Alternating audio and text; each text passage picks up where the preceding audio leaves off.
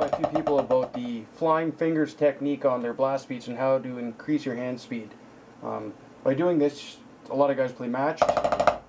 Turn your hands like this so your thumbs are on top,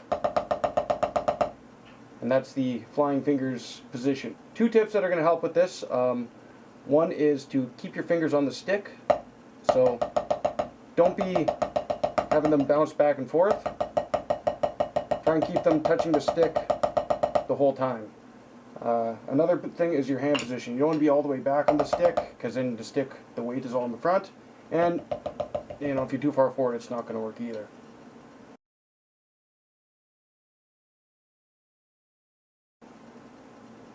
As you get into the faster ranges, I would say 230, 240, 250, 260, it's going to feel like you're pushing down with your thumb while you're catching the rebound. And your tricep will actually tense up. It's like if you're, if someone says make a muscle, squeeze that muscle really tight, and that's pretty much how it feels. It's not the most comfortable thing to do in the world, but that's how you'll be blasting out the 260, 270. You see some guys doing this up to 300 beats a minute. To get this down, start at a reasonable tempo. I always practice this to a metronome. Let's say I'm going to start here at 200, but you may start a little slower, a little faster, depending on where you're at, and just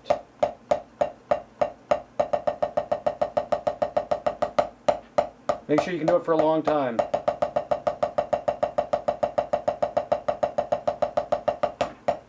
Both hands.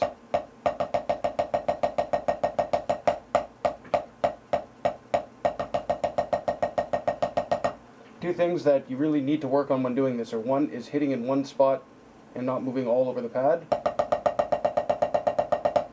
You could draw a little target on there, but you don't want to be, all over the place. It takes a while to get that. That just comes with practice. And the second is your stick height. When you start playing really fast, if you're all over the map, it's going to be really hard to, maintain your speed and keep it consistent. So as you do it, just, two things to concentrate on is hitting one spot on the pad and your stick not changing in height. Now I'll go through a few of the speeds so you can see how the hand looks at different speeds.